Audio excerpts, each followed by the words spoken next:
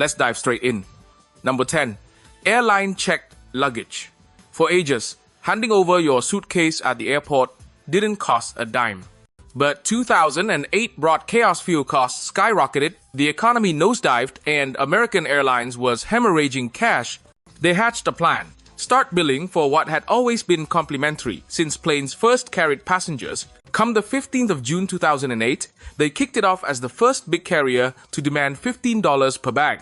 Travelers went ballistic, like suddenly forking over for salt at a diner. Yet competitors spotted opportunity, not backlash. In no time, almost all major lines followed suit. Nowadays, carriers pocket more from these charges than some nations' GDPs. US airlines alone hold in over $5 billion in baggage revenue back in 2019. That starter, $15, it's ballooned to $30 or $35, a 133% jump that laughs at regular inflation rates. With profits this fat, expect these fees to stick around forever. Number 9. Bottled water. Picture shelling out for rain that drops gratis from above. That's the bottled water hustle in a nutshell. Once upon a time, hydration meant twisting a faucet simple, no charge. Then the 70 seconds arrived, and slick advertisers eyed this abundant resource, dreaming of slapping it in containers for profit. The breakthrough came with PET plastic, lightweight, affordable, and flavor neutral. Unlike chugging from a rusty can. Brands bombarded folks with messages that municipal supplies were sketchy at best, pushing visions of untouched alpine streams and buzzwords like pristine and organic.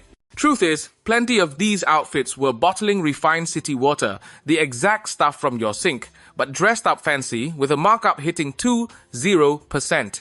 A few got busted, like Aquafina, confessing to public source origins. By then, the habit was ingrained.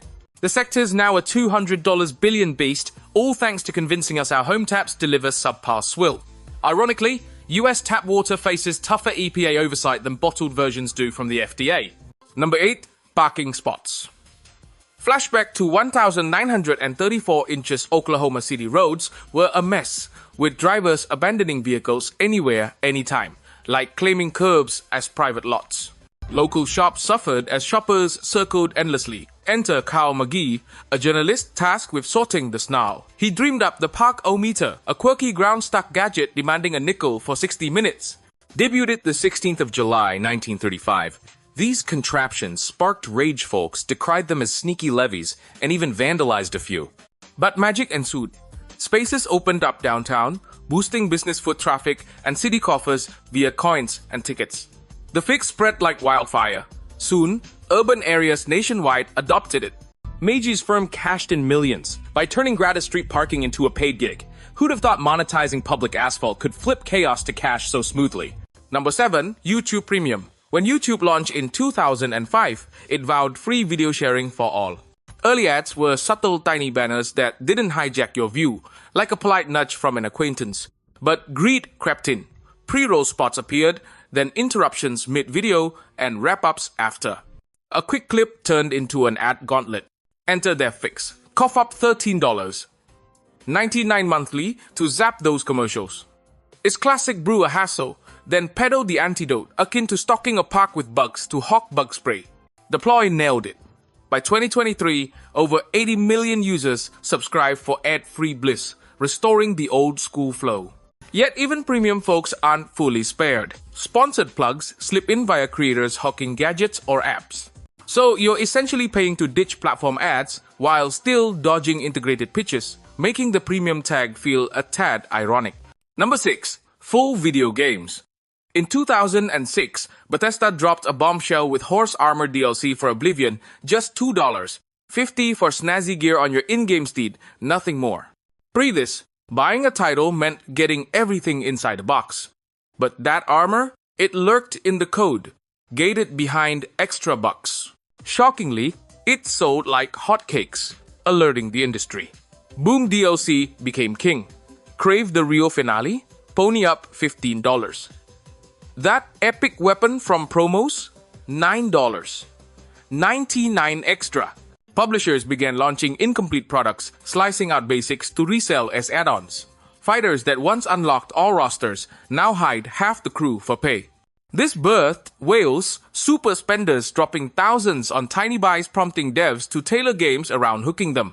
Ever feel like you're renting chunks of what should be yours outright? Yeah, that's the vibe. Number 5. Tire air at stations. Remember when gas stops offered complimentary air pumps ready for anyone to top off tires without a fuss? Pull in, inflate, peace out, no wallet involved.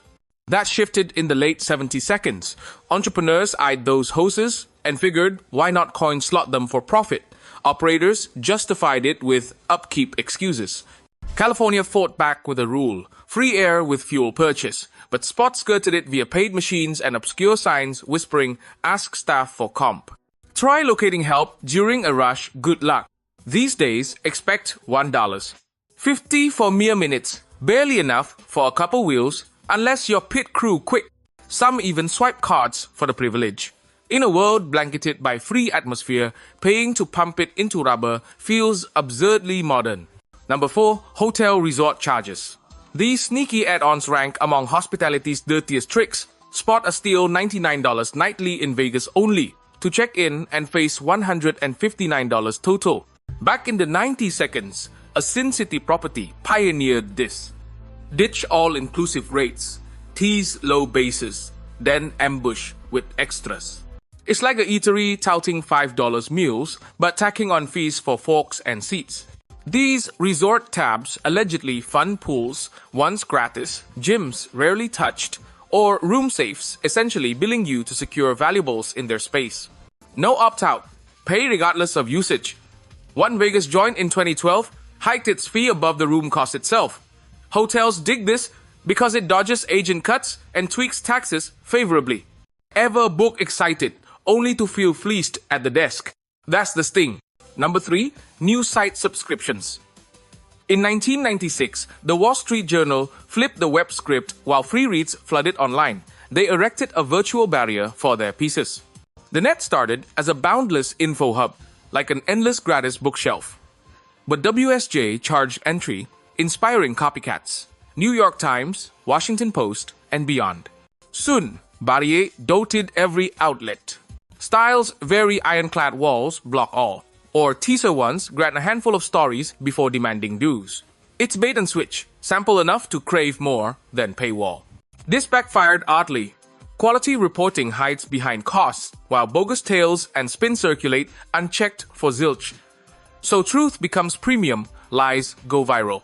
Those same pubs gripe about misinformation epidemics after pricing facts out of reach for many. Number 2. ATM surcharges. Early 90 seconds ATMs, mostly complimentary, bank-owned conveniences scattered for customer ease, not revenue grabs. Then non-bank operators planted machines in handy nooks like shops or pubs and slapped on usage fees. Banks caught wind and mirrored it, billing even their own clients for withdrawals. Presto fees normalized. Average hit now tops $4. 70 per pop, grab $20. And it's like a 25% tax on your funds. Vegas machines gouge up to $10. Banks bag billions annually this way. We're literally paying to retrieve our cash, akin to leasing access to your savings. All sparked by spotting profit in everyday ease talk about a raw deal. Number 1. Store-bought greeting cards.